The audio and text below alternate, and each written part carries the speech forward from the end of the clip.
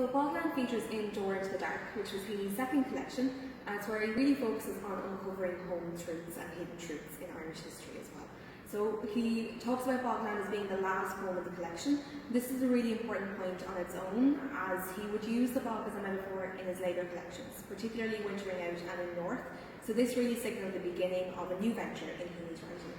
So a lot of you might think, where did Heaney get the inspiration for this poem?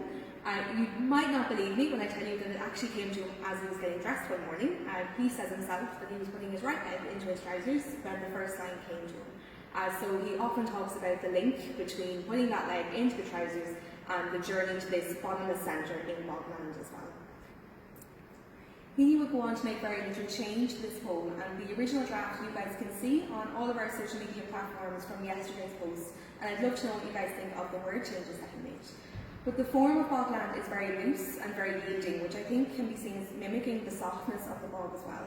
Each of the lines are set out as being individual statements, which gives this air of certainty and assurance for the speaker. And the speaker is really bringing us on this journey. Not one that Northern American explorers would have gone on to chart their future into these grand and vast prairies, but one where we're striking inwards and downwards into the bog and into our past, where we're trying to discover hidden but preserved truths about ourselves and our history.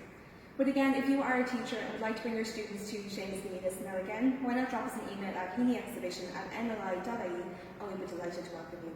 But tune in next week for our next poetry guide, where we'll be focusing on Holland.